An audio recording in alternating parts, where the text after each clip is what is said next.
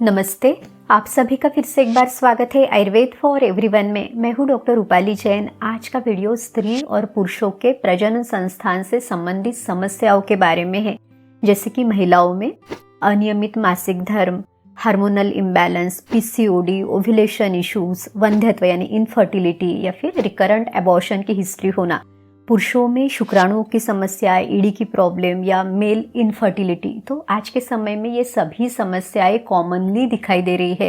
Unexplained infertility की cases बढ़ती जा रही है और फिर महंगी ट्रीटमेंट, आईयूआई, आईवीएफ ये सब कराने के बाद भी लोगों को लाभ नहीं हो रहा है। आयुर्वेद के ग्रंथों में रसायन, वाजीकरण, शुक्र जनन, शुक्र शोधन, प्रजास्थापन करने वाली औषधि वनस्पतियों का वर्णन हमें मिलता है।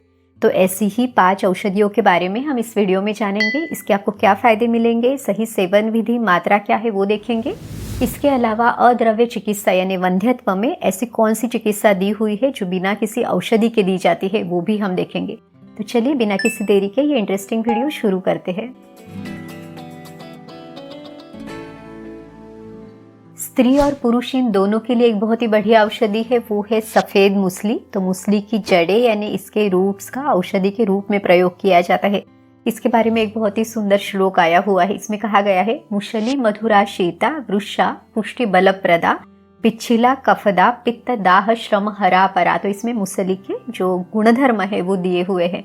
ये पचने में भारी है, शरीर में स्निग्धता लाती है, ठंडे तासीर की है, शरीर में वात पित्त इन दोनों को कम करती है, कफ को थोड़ा सा बढ़ाती है। इस श्लोक में एक शब्द आया हुआ है पुष्टि बल प्रदा यानी शरीर की स्ट्रेंथ को बढ़ाने वाली, सभी धातुओं को बढ़ाने वाली है, शुक्र धातु को भी ये बढ़ाती है।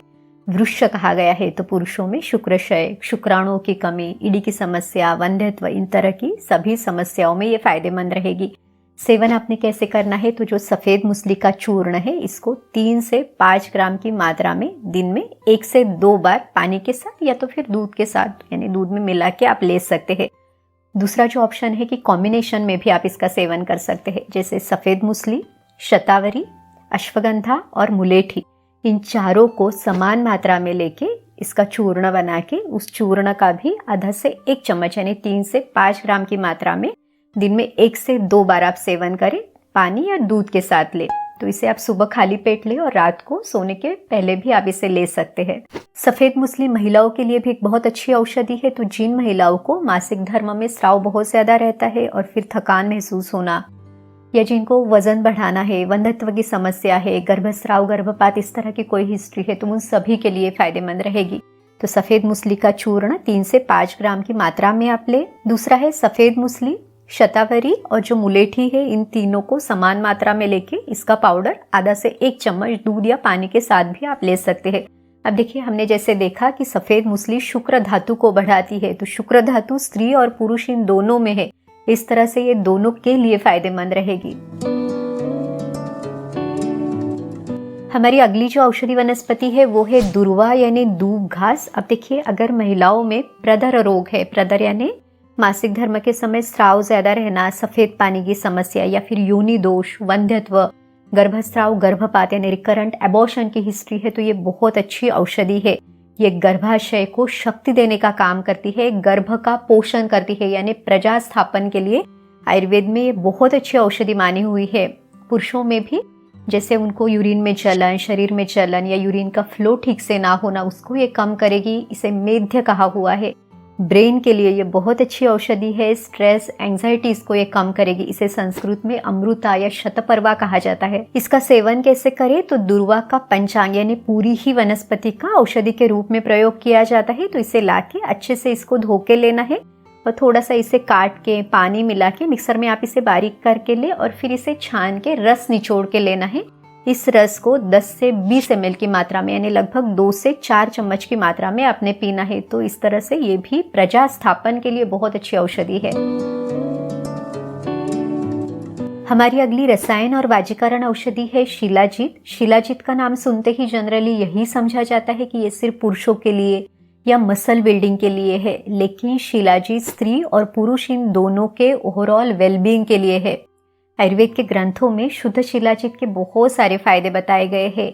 आप फाइटिका शुद्ध शिलाजीत गोल्ड का सेवन कर सकते हैं। इसकी खास बात क्या है, तो इसमें 100% प्योर हिमालयन शिलाजीत के साथ सुवर्ण भस्म और 6 पावरफुल आयुर्वेदिक हर्ब्स का समावेश है, जैसे सफेद मूसली, अश्वगंधा, गोक्षूर, कौंच, इलायची, केसर। चलिए देखते हैं कि ये जो हर एक इंग्रेडिएंट है इसके आपको क्या फायदे मिलेंगे। शिलाजीत टेस्टोस्टेरोन लेवल को बढ़ाने के लिए, muscle mass, stamina, heart health इनको अच्छा रखने के लिए, हेयर फॉल, फटीग को कम करने के लिए बहुत अच्छी औषधि है।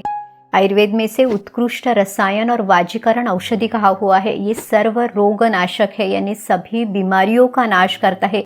स्वस्थ व्यक्ति और रोगी दोनों इसे ले सकते हैं। ये शरीर का बल, इंद्रियों का बल बढ़ाता है, सभी धातुओं को बढ़ाता है। तो शुक्र धातु को बढ़ाने के लिए, शुक्र धातु से संबंधित कोई समस्या या वंध्यत्व की समस्या है तो उसको भी ये कम करेगा। महिलाओं में भी एनीमिया, वंध्यत्व, थकान, जोड़ों में दर्द, इनको कम करेगा। एंटी एजिंग में मदद करेगा। फैटिका शुद्ध शिलाजीत गोल्ड में अश्वगंधा का भी समावेश है, तो अश्वगंधा भी टेस्टोस्टेरोन लेवल को बढ़ाने के लिए, मसल मास स्ट्रेंथ को बढ़ाने के लिए, लेकिन स्ट्रेस एंजाइटी को कम करने के लिए बहुत लाभदायक है। महिलाओं के लिए भी hormonal imbalance, premenstrual symptoms, menstruation related issues, fertility issues या फिर मेनोपॉज के समय जो भी तकलीफें होती है तो उन सबको भी ये बहुत अच्छे से कम करता है। सफेद मूसली के बारे में हमने पहले ही देखा है कि ये भी शुक्र धातु को बढ़ाती है। बोन हेल्थ, इम्यूनिटी के लिए भी अच्छी औषधि है। महिलाओं में हार्मोनल बैलेंस के लिए, मासिक धर्म को नियमित रखने के लिए मदद करेगी। और जो गोक्षूर है वो भी एनर्जी, स्ट्रेंथ के लिए, यहाँ तक कि जो मेनोपॉज रिलेटेड सिम्टम्स है जैसे हॉट फ्लशेस, मूड स्विंग्स, रात को बहुत ज्यादा पसीना आना, नींद डिस्टर्ब होना, इरिटेशन, तो इन सभी को कम करने के लिए ये भी असरदार है। कॉन्च भी शुक्राणुओं को बढ़ाने के लिए, उनकी अच्छी क्वालिटी के लिए और महिलाओं में period problems, digestion, skin related issues को कम करने के लिए असरदार है। इसमें जो इलायची और केसर है ये अच्छे स्मेल और टेस्ट के लिए असरदार है। चलिए देखते हैं कि फैटिका शुद्ध शिलाजीत गोल्ड का सेवन कैसे करें। इसे पी साइज क्वांटिटी में 100 ml पानी या दूध में मिलाएं और अच्छी तरह से मिक्स करके दिन में एक बार सेवन करें। प्रेग्नेंट वुमन और लैक्टेटिंग मदर्स इसे लेने के पहले अपने डॉक्टर से कंसल्ट जरूर करें। अगर आप फैटिका शुद्ध शिलाजीत गोल्ड के बारे में और जानकारी लेना चाहते हैं या इसे परचेस करना चाहते हैं तो लिंक डिस्क्रिप्शन बॉक्स में है, आप चेक कर सकते हैं।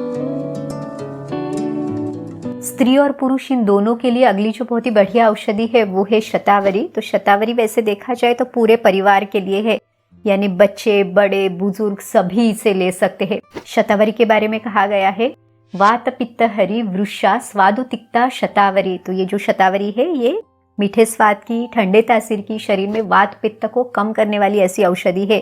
ये बल्य ब्रूहन करने वाली है, यानी शरीर की स्ट्रेंथ को बढ़ाने वाली, धातुओं को बढ़ाने वाली, थकान को कम करने वाली है। ये बहुत ही अच्छी रसायन औषधि है, यानी एक तरह की ये टॉनिक है। इसे शुक्रल कहा हुआ है, यानी शुक्र धातु को बढ़ाती है। तो शुक्र क्षय में या बहुत ज्यादा थकान, दुर्बलता, वंध्यत्व, इन सभी में ये फायदेमंद रहेगी। शतावरी गर्भ का पोषण करती है, तो पूरी प्रेगनेंसी में या जब तक कोई माता अपने बच्चे को दूध पिला रही है तो उस पूरी फेज में आप इसका सेवन जरूर करें। जिन महिलाओं को रिकरेंट एबॉर्शन की हिस्ट्री है या फिर डिलीवरी के बाद दूध अच्छे से नहीं बनता, उनके लिए बहुत फायदेमंद है। यहाँ तक कि अगर आपको पीरियड के दिनों में बहुत ज्यादा मासिक स्राव रहता है तो भी आप इसका सेवन जरूर करें। अब इसका सेवन कैसे करना है, तो जो शतावरी का चूर्ण है इसकी मात्रा है 3 से लेकर 5 ग्राम की, यानी लगभग आधा से 1 चम्मच आप पानी के साथ या तो दूध के साथ इसे ले। दूसरा है कि शतावरी का जो कल्प है वो भी आप ले सकते हैं। शतावरी कल्प की मात्रा है 2-2 चम्मच, दिन में 2 बार पानी या दूध के साथ आप इसे ले सकते हैं।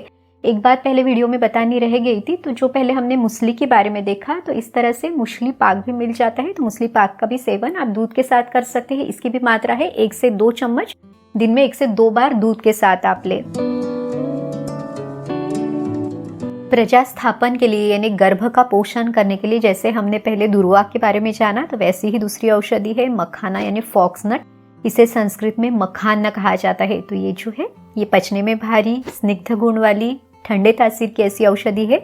ये भी शरीर में वात और पित्त को कम करती है। तो गर्भावस्था के लिए, यहाँ तक कि डिलीवरी के बाद जो प्रसवोत्तर दौर्बल्य यानी थकान रहती है उसको भी ये कम करेगी। साथ ही में आपको पीरियड में अगर स्राव ज्यादा है तो उसको कम करने के लिए, शरीर की स्ट्रेंथ बढ़ाने के लिए, वेट गेन के लिए भी ये बहुत अच्छी है। इसे शुक्र जनन और शुक्र स्तंभन करने वाली कहा गया है। तो पुरुषों में भी अगर शुक्र क्षय है या फिर शुक्र मेह यानी यूरिन के द्वारा अगर शुक्र धातु निकलता है तो उसमें भी ये रोकने के लिए मदद करेगी। तो इस तरह शुक्र स्तंभन का भी काम करती है। साथ ही में अगर शरीर में बहुत ज्यादा जलन है उसको कम करेगी। हार्ट के लिए बहुत अच्छी टॉनिक है। तो इस तरह से सिर्फ मखाना खाने से भी आपको इतने सारे फायदे मिल सकते हैं। चलिए देखते हैं कि इसका सेवन आपने कैसे करना है। मखाना पचने में भारी है तो बहुत ज्यादा क्वांटिटी में ना खाएं। 10 से 15 मखाने आप आराम से खा सकते हैं। तो इसको गाय के घी में भून के वैसे खाएं या तो फिर इसमें गर्म दूध मिला के थोड़ा सा सॉफ्ट होने पर इसमें ड्राई फ्रूट्स वगैरह डाल के आप सेवन करें। इससे आपको वेट गेन के लिए मदद मिलेगी। अब कुछ महिलाएं ऐसी भी होती है जिनकी ऑलरेडी वेट गेन की टेंडेंसी है, पीसीओडी, इनफर्टिलिटी है, तो वो महिलाएं इसे ड्राई रोस्ट करके ले या इसका चूड़ा बना के खाए। अब देखिए क्या होता है कि मखाना खाने के बाद आपको पेट भरा सा लगता है, तो जो बीच बीच में आप कुछ मंचिंग करते हैं या कुछ जंक फूड खाने का चांस रहता है वो कम होके हेल्दी वेट लॉस के लिए आपको मदद होगी। अब तक हमने स्त्री और पुरुष इन दोनों के लिए 5 बहुत ही बढ़िया ऐसी औषधियां देखी, लेकिन क्या बिना दवाई के कोई उपाय अपत्य प्राप्ति में आपको मदद कर सकता है? तो इसका जवाब दिया है चरक ऋषि ने। चरक ऋषि चरक संहिता सूत्र स्थान के 25वें अध्याय में कहते हैं, सौमनस्यम गर्भधारणानाम श्रेष्ठम। सौमनस्य यानी मन की प्रसन्नता, मन की खुशी गर्भधारण करने के उपायों में सर्वश्रेष्ठ है। आजकल मेजॉरिटी लोगों को स्ट्रेस, एंजाइटी, चिंता, भय, क्रोध, शोक, ईर्ष्या इस तरह के मानसिक लक्षण दिखाई देते हैं। अगर आपके मन में चिंता है तो आपके 7 धातुओं में से सबसे पहला जो धातु है यानी रस धातु वो दूषित होगा। तो जो अगले धातुओं का निर्माण है यानी रस से लेके शुक्र धातु तक का जो निर्माण है वो ठीक से नहीं होगा, तो फिर प्रेगनेंसी में भी आपको तकलीफ हो सकती है। तो इसीलिए आपको भी अगर इस तरह की समस्या है, भले ही आपके रिपोर्ट्स नॉर्मल है लेकिन प्रेगनेंसी नहीं रह रही है, तो आप मन की प्रसन्नता पे काम करें, खुद को खुश रखने का प्रयास करें ताकि आपके शरीर में हार्मोन्स का बैलेंसिंग होगा, बीज अच्छा बनेगा, ओव्यूलेशन अच्छा होगा और आराम से गर्भधारणा भी होगी। तो चरक ऋषि का कहना जरूर सुने। आयुर्वेद में एक बहुत ही सुंदर श्लोक दिया हुआ है। कहा गया है, ध्रुवम चतुर्णाम सानिध्यात गर्भः स्यात् विधिपूर्वकः ऋतु क्षेत्र अंबु बीजानाम सामग्र्यात अंकुरो यथा। यानी जैसे किसी बीज को पनपने के लिए, पौधा उगने के लिए 4 चीजों की जरूरत है। उसमें सबसे पहला है ऋतु यानी सही मौसम, क्षेत्र यानी अच्छी जमीन, अंबु यानी बारिश का पानी और बीज यानी अच्छी क्वालिटी का बीज बोना भी बहुत जरूरी है, तभी वो पौधा अच्छे से आ सकता है। इसी तरह से अगर आपको अच्छे से गर्भधारणा करनी है तो इन 4 चीजों की ही जरूरत है। जैसे सबसे पहला है ऋतु यानी ओव्यूलेशन पीरियड, उस स्त्री की सही उम्र। दूसरा है क्षेत्र यानी गर्भाशय की स्थिति या रिप्रोडक्टिव सिस्टम की अच्छी हेल्थ जरूरी है। दूसरा है बीज, बीज यानी स्त्री बीज और पुरुष बीज अच्छे क्वालिटी का होना जरूरी है। और अंबु यानी आहार रस, जिसके द्वारा उस गर्भ का पोषण होगा वो भी बहुत अच्छे से होना जरूरी है। तो इस तरह से अगर ये 4 चीजें अच्छी रहेगी तो अच्छा गर्भ बनेगा, अच्छे से पूरी प्रेगनेंसी कंटिन्यू होगी, डिलीवरी अच्छे से होगी। तो इस तरह से सूक्ष्म रूप में आयुर्वेद में इसका वर्णन दिया हुआ है। गर्भधारण करने के पहले बीज शुद्धि यानी बीज संस्कार का भी अपना बहुत ज्यादा महत्व है। यहाँ तक कि उस स्त्री की जो उसका खान पान है, दिनचर्या, ऋतुचर्या, पंचकर्म भी मेल और फीमेल दोनों कर सकते हैं, तो इसके भी बहुत अच्छे रिजल्ट मिलते हैं। अगर आप इन अलग अलग विषयों के बारे में वीडियो देखना चाहते हैं तो हमें कमेंट करके ज़रूर बताइए, हम वो वीडियोस लेके आएंगे। और आज का वीडियो आपको कैसे लगा वो भी हमें कमेंट करके ज़रूर बताइए। अगर आप चैनल पर नए हैं, आपने चैनल को सब्सक्राइब नहीं किया है, तो आयुर्वेद की सही जानकारी के लिए चैनल को सब्सक्राइब ज़रूर कीजिए। चलिए फिर मिलते हैं अगले वीडियो में। आयुर्वेद को अपनाइए, स्वस्थ रहिए। नमस्ते।